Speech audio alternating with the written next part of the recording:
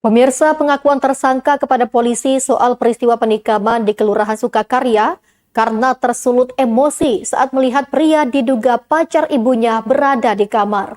Dalam peristiwa ini, korban alami 4 luka tusukan. Pihak Polsek Kota Baru telah berhasil mengamankan tersangka penikaman bernama Rajes Kurnia Lubis terhadap korban bernama Andi Mufhadal dan ibu kandung tersangka Eni Suryani Siregar yang terjadi di lorong siswa RT 06 Kelurahan Sukakarya, Kecamatan Kota Baru, Kota Jambi pada Kamis pagi kemarin.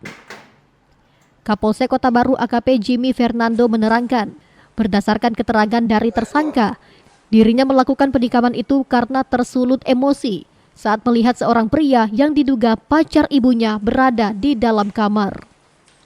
Atas peristiwa itu, korban pria mengalami hingga 4 luka tusukan.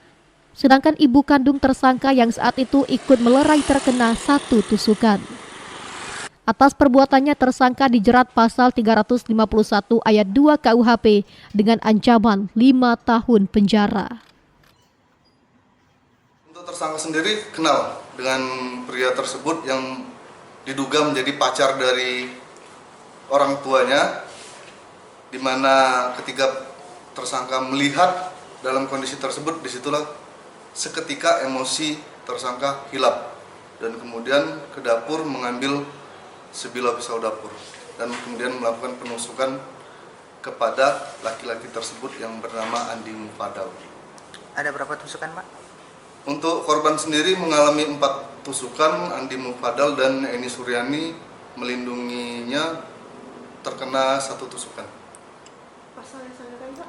Untuk pasal yang disangkakan, kita sangkakan di 351 ayat 2 KUHP dengan ancaman 5 tahun penjara.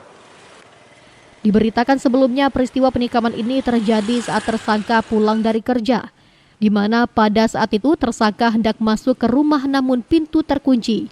Tersangka pun sempat memanggil ibunya namun tak ada jawaban, sehingga setelah berhasil masuk, dirinya melihat ada seorang pria diduga pacar ibunya bersembunyi di bawah tempat tidur.